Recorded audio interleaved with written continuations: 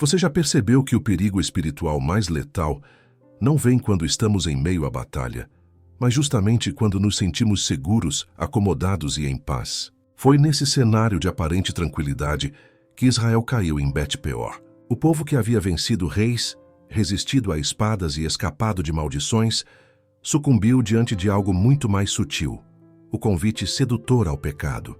Não foi a força dos inimigos que os destruiu, mas as armadilhas silenciosas que nasceram dentro do coração, quando deixaram de vigiar e se afastaram de Deus. E é exatamente aí que esta história se torna ainda mais perigosa para nós, porque as mesmas estratégias usadas por Satanás há milhares de anos continuam vivas hoje, invisíveis, sorrateiras, corroendo princípios e preparando a ruína de muitos que acreditam estar firmes. O que aconteceu em Bet-peor não é apenas um relato antigo. É um alerta urgente para os dias em que vivemos. O perigo não está apenas lá fora, entre inimigos declarados. O verdadeiro perigo já está dentro do acampamento. E a pergunta que ecoa é direta. Será que você também está caindo nessas mesmas armadilhas? Fique comigo até o final, porque entender essa história pode ser o que vai salvar a sua alma. O povo de Israel, recém-saído de vitórias grandiosas, caminhava com o coração repleto de confiança. Haviam derrotado reis poderosos, conquistado territórios valiosos e agora estavam às portas de Canaã. Apenas o rio Jordão os separava da terra prometida. Do outro lado, a visão era fascinante. A planície verdejante se estendia como um tapete vivo, regada por fontes abundantes e coroada por palmeiras majestosas. Ali, erguia-se Jericó, chamada a Cidade das Palmeiras, Deuteronômio 34:3, protegida em seus bosques, símbolo de promessa e de desafio. No lado oriental, onde os israelitas se acamparam, o vale de Sitim, mencionado em Números 25:1, parecia um refúgio agradável. Entre as acácias que ornavam a planície, o povo encontrou descanso.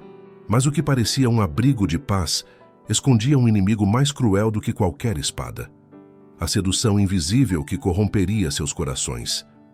Naquela terra, a idolatria estava entranhada em cada canto. O culto a Baal era acompanhado das práticas mais baixas e imorais. E os israelitas, ainda que separados, começaram a respirar aquela atmosfera de corrupção. O repouso após tantas batalhas trouxe-lhes conforto, mas também um perigo sutil: o ócio. Entre a comodidade e a influência constante da idolatria, seus corações tornaram-se menos vigilantes. E pouco a pouco, sem perceber, foram se afastando de Deus, abrindo espaço para a tentação. Enquanto Moisés, incansável, se dedicava aos preparativos para a entrada em Canaã, o povo, entregue à espera e ao descanso, caía no mais perigoso dos testes: o da sedução silenciosa que mina a fidelidade e dilui a integridade. No início, as aproximações foram discretas. Mulheres midianitas, com sorrisos gentis e gestos aparentemente inofensivos, começaram a cruzar os limites do acampamento. Nada nelas parecia ameaçador. Ao contrário, suas visitas traziam a aparência de amizade, de convivência cordial. Mas por trás dos olhares e das palavras havia um plano arquitetado: levar Israel à idolatria. Esse desígnio vinha de uma conspiração oculta. Balaão, aquele que havia declarado as bênçãos do Senhor, agora se tornava instrumento de engano.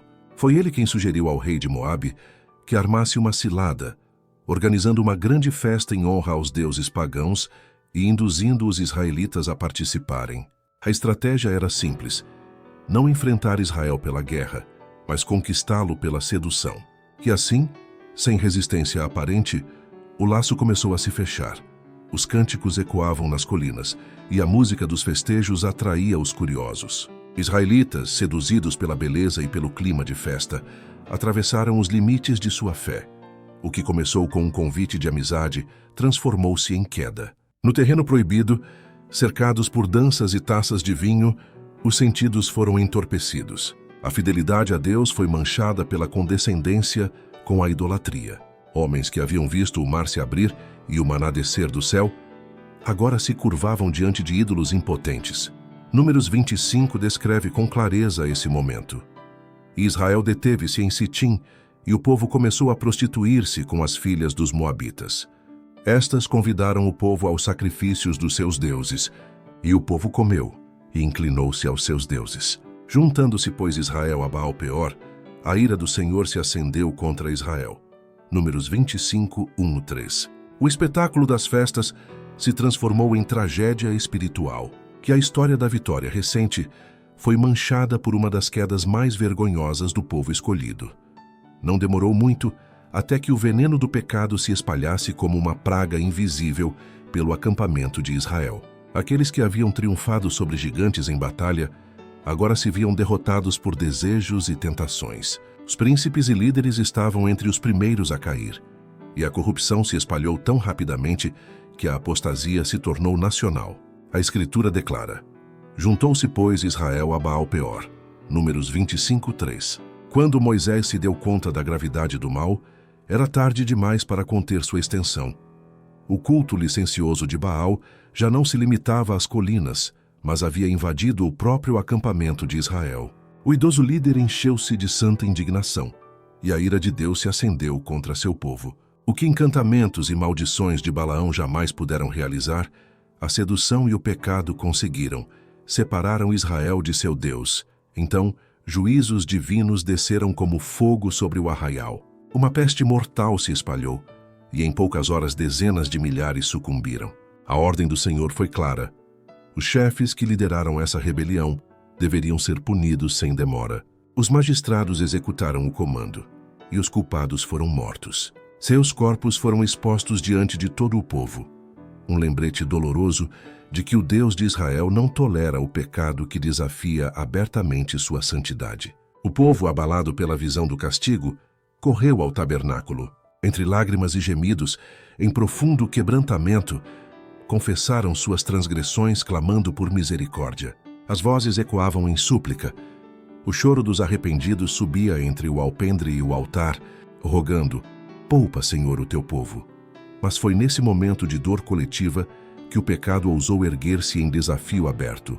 Zenri, um príncipe de Israel inflamado pelo vinho, trouxe à vista de todos uma mulher midianita, uma princesa de alta linhagem, e a levou para sua tenda como quem afronta a presença de Deus.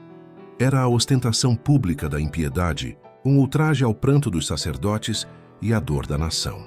Era como se ele gritasse que não temia juízo algum. Foi então que Finéias, filho de Eleazar, tomado de zelo santo, levantou-se no meio da congregação. Empunhando uma lança, correu até a tenda onde o casal se encontrava e atravessou ambos com um só golpe. A cena foi marcada pelo silêncio repentino. A praga cessou. O sangue derramado trouxe fim ao castigo, e Israel compreendeu que o zelo de um só homem havia se tornado instrumento de redenção para todo o povo. A resposta de Deus não tardou. O Senhor declarou acerca de Finéias: ele desviou a minha ira de sobre os filhos de Israel, porquanto teve zelo pelo seu Deus e fez propiciação pelos filhos de Israel. Portanto, eis que lhe dou o meu concerto de paz. E ele e a sua semente depois dele terão o concerto do sacerdócio perpétuo. Números 25, 11, 13.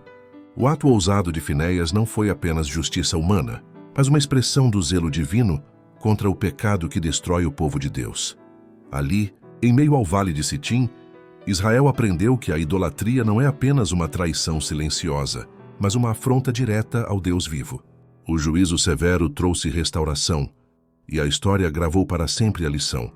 Nenhuma vitória militar, nenhuma conquista externa poderá sustentar o povo de Deus se seu coração não permanecer fiel ao Senhor. Os juízos que caíram sobre Israel no vale de Sitim foram também o desfecho de uma geração inteira. Aqueles que, 40 anos antes, haviam sido contados no deserto do Sinai, agora não existiam mais. A palavra declara: dos que foram contados por Moisés e Arão, o sacerdote, quando contaram aos filhos de Israel no deserto de Sinai, nenhum deles ficou senão Calebe, filho de Jefoné, e Josué, filho de Num. Números 26, 64, 65. O castigo que parecia tardio havia finalmente se cumprido. A promessa feita no princípio da caminhada se revelou verdadeira. Todos os que duvidaram do Senhor e se rebelaram contra ele pereceriam no deserto. Restaram apenas aqueles dois homens de fé, Calebe e Josué, como testemunho vivo de que a fidelidade a Deus é sempre recompensada. Mas os juízos não se limitariam a Israel. O Senhor declarou que os midianitas Instrumentos da sedução não escapariam. A ordem foi clara: vinga os filhos de Israel dos midianitas. Depois recolhido serás aos teus povos. Números 31:2. Essa foi uma das últimas missões de Moisés. Sob a liderança de Finéias, 1000 homens de cada tribo foram escolhidos e marcharam contra Midian. O relato bíblico é preciso. E pelejaram contra os midianitas, como o Senhor ordenara a Moisés. A mataram mais, além dos que já foram mortos, os reis dos midianitas. Conhece os 5 reis dos midianitas. Também a Balaão, filho de Beor, mataram à espada. Números 31:7 e 8. Aquele que havia tentado amaldiçoar Israel e que depois se tornara cúmplice de sua queda, agora recebia o fim que sua própria trama havia preparado. As Escrituras registram: agentes precipitaram-se na cova que abriram. Na rede que ocultaram ficou preso o seu pé. Salmos 9:15. Aqueles que planejaram destruir Israel acabaram destruídos. Pois o Senhor não rejeitará o seu povo, nem desamparará a sua herança. Salmos 94:14. O juízo de Deus não é arbitrário, mas justo. Quando os inimigos se levantam contra o justo, ele fará recair sobre eles a sua própria iniquidade e os destruirá na sua própria malícia. Salmos 94:21-23. Balaão havia testemunhado com seus próprios lábios. Não viu iniquidade em Israel, nem contemplou maldade em Jacó. Números 23:21. Por isso, não havia encantamento ou feitiço capaz de derrotá-los. Mas quando o povo se afastou da lei e se entregou ao pecado, sua proteção se retirou, e eles ficaram vulneráveis diante de seus inimigos. Esse episódio revela uma verdade eterna. Quando o povo de Deus permanece fiel, não há arma, maldição ou poder que possa vencê-lo. Mas quando cede à tentação, separa-se do Senhor e se torna presa fácil. Os israelitas, que não puderam ser derrotados pela espada, foram vencidos pelo fascínio do pecado. A advertência ecoa através dos séculos. Há muitos feridos derribou, e são muitíssimos os que por ela foram mortos. Provérbios 7:26. Foi assim que a linhagem de Sete se corrompeu. Foi assim que José enfrentou a tentação, que Sansão perdeu sua força, que Davi caiu em tropeço, e que Salomão, o mais sábio dos reis, sacrificou sua integridade. A história de Sitim não é apenas um relato do passado, mas um espelho para todas as gerações. Ela nos lembra que a maior batalha não está nas muralhas diante de nós, mas nas tentações que sussurram em nossos próprios corações. Ora, tudo isto lhes sobreveio como figuras, e estão escritas para aviso nosso, para quem já são chegados os fins dos séculos. Aquele, pois, que cuida estar em pé, olhe e não caia. 1 Coríntios 10:11-12. Essas palavras ecoam como um alerta solene, lembrando-nos de que a história de Israel em Sitim não é apenas passado, mas um espelho do presente. Satanás conhece o coração humano, pois o tem estudado com incansável astúcia ao longo de milênios. Ele sabe onde somos mais frágeis, quais são os pontos vulneráveis que podem ser explorados. Assim como seduziu príncipes e líderes em Israel, ele continua usando as mesmas estratégias. Prazeres ilícitos, amizades que corrompem, a busca por distrações que afastam da presença de Deus. Na fronteira da Canaã celestial, o inimigo redobra seus esforços para impedir o povo de Deus de atravessar o rio e herdar a promessa. Israel não caiu em idolatria de repente, antes foi seduzido pela sensualidade. Assim acontece também hoje.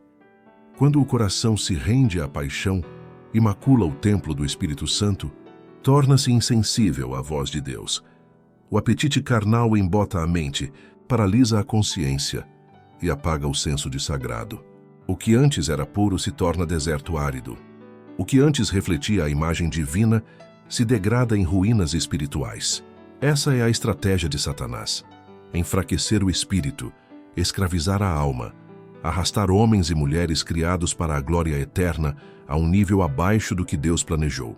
Aqueles que desonram a si mesmos não hesitarão em desonrar a Deus. O fogo da lascívia consome bondade, reverência e amor pelo céu, deixando apenas cinzas de uma vida vazia, dominada pelo pecado. Foi associando-se com idólatras e participando de suas festas que Israel se afastou da lei de Deus e atraiu juízo sobre si.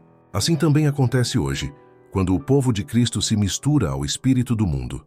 As palavras de Deus são claras e diretas.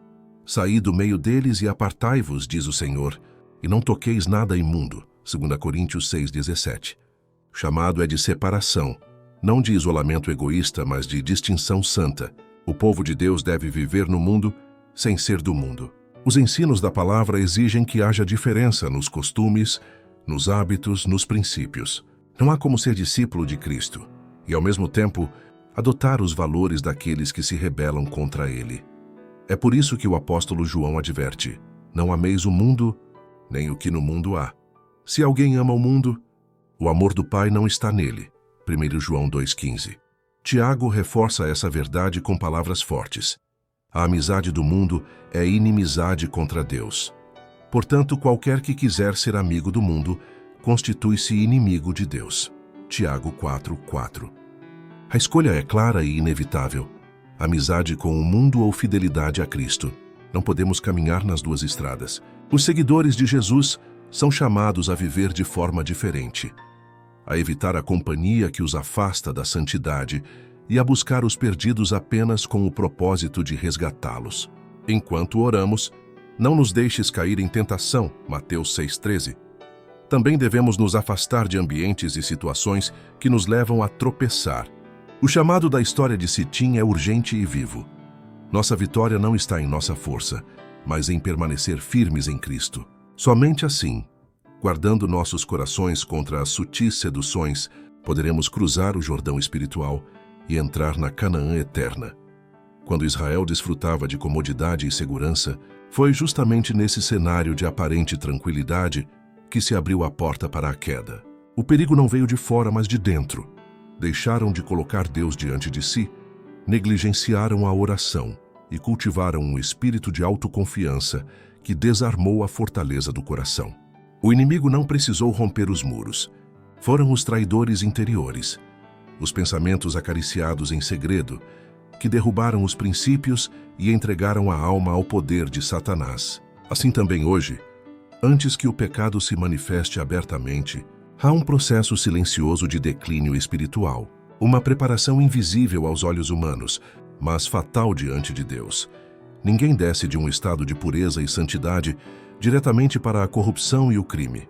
Essa transição ocorre pouco a pouco, pela repetição de pequenos descuidos, até que a consciência se embota e o pecado, antes repulsivo, passa a parecer agradável e até desejável. Vivemos em um mundo que se tornou uma escola do mal. Satanás não usa mais apenas o templo de Baal.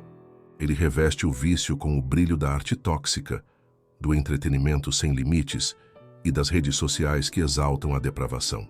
As telas modernas da mídia estão impregnadas de estímulos que excitam a paixão e familiarizam a mente com a violência e a imoralidade. Aquilo que antes causava horror é agora consumido com interesse voraz. Assim, a consciência vai sendo anestesiada e o coração, que deveria ser um templo santo, se torna um cemitério de princípios. Todo ambiente onde o orgulho é exaltado e o apetite é alimentado, seja no streaming noturno ou nas festas secretas, é um campo onde Satanás ata suas correntes sobre os incautos. Por isso, ecoa forte a advertência bíblica: guarda o teu coração, porque dele procedem as saídas da vida. O coração é o campo de batalha, e o inimigo sabe que, se dominar os pensamentos, dominará também as ações. Somente a graça de Cristo pode purificá-lo e preservá-lo. Construir caráter sem essa graça é edificar sobre areia movediça. Na primeira tempestade de tentações, tudo desaba. A oração de Davi deve ser também a nossa. Cria em mim, ó Deus, um coração puro e renova em mim um espírito reto. Só assim, renovados pelo Espírito, podemos resistir. Guardados pelo poder de Deus mediante a fé, avançaremos rumo à perfeição. Essa é a segurança que sustenta a alma, quando todas as forças das trevas se levantam para destruir. E é esse o chamado: vigiar, orar e não dar espaço ao inimigo, porque a queda começa dentro, nos pequenos descuidos que abrem a porta ao pecado. Para resistirmos à tentação, não basta apenas desejar o bem. É preciso vigiar e guardar cuidadosamente as entradas da alma. Quem não quiser ser presa dos ardis de Satanás deve abster-se de alimentar a mente com aquilo que sugere impureza, seja pela leitura, pela visão ou pela audição. A mente não pode ser deixada solta, vagueando por qualquer assunto que o inimigo sugira. É nesse ponto que a palavra de Deus ergue um chamado claro. Cingindo os lombos do vosso entendimento, sede sóbrios, não vos conformando com as concupiscências que antes havia em vossa ignorância. Mas como é santo aquele que vos chamou, sede vós também santos em toda a vossa maneira de viver. 1 Pedro 1, 13 e 15. Paulo também nos direciona. Tudo o que é verdadeiro, tudo o que é honesto, tudo o que é justo, tudo o que é puro, tudo o que é amável, tudo o que é de boa fama, se há alguma virtude e se há algum louvor, nisso pensai. Filipenses 4:8. Isso exige oração fervorosa, constante vigilância e a presença ativa do Espírito Santo, que ergue o pensamento para cima e o acostuma a habitar em coisas santas e puras. O pecado cometido em Bet-peor trouxe juízos imediatos sobre Israel, mas mesmo quando hoje as consequências não parecem tão rápidas, são inevitáveis e certas. A palavra adverte: se alguém destruir o templo de Deus, Deus o destruirá. 1 Coríntios 3,17. A própria natureza cobra um preço cruel da condescendência com a impureza. Doenças, fraqueza, miséria e até a morte. Esses pecados têm sido uma das maiores causas da degeneração da humanidade, deixando um rastro de dor e desgraça no mundo. Muitos podem esconder seus erros dos homens, mas não escaparão dos resultados. Mais cedo ou mais tarde, colherão os frutos amargos de sua escolha, seja em corpo debilitado, em mente obscurecida ou na ruína final. E além desta vida, aguarda o tribunal do juízo, onde a sentença é definitiva. Os que cometem tais coisas não herdarão o reino de Deus. Gálatas 5:21. Mas terão parte com Satanás e seus anjos na condenação do lago de fogo, a chamada segunda morte. Apocalipse 20:14. A Bíblia não esconde o veneno escondido nas seduções do pecado.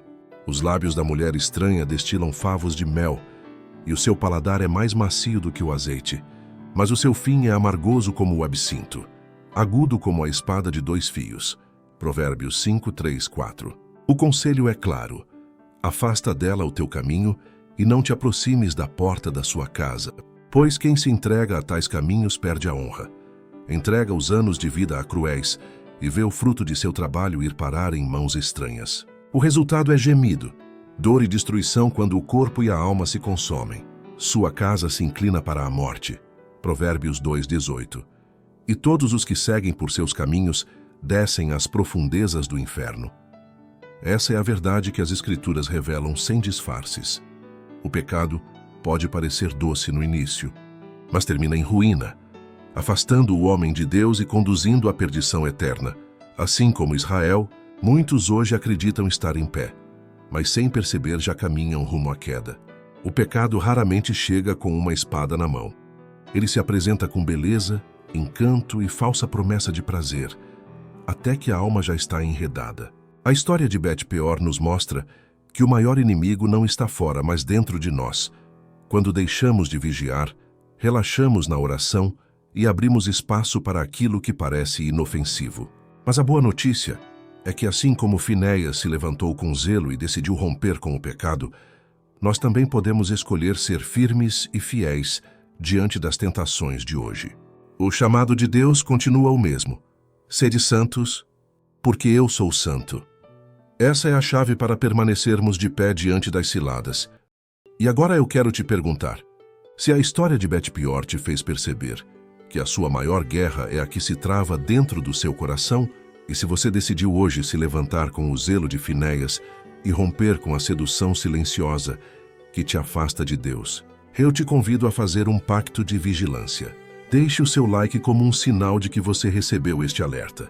Inscreva-se no canal e ative o sininho, porque esta luta não terminou. E principalmente, não guarde esta verdade só para você. Copie o link e compartilhe este vídeo agora com quem você ama, porque essa palavra é urgente e pode resgatar alguém da ruína. Vamos juntos resistir às armadilhas e avançar rumo a Canaã celestial.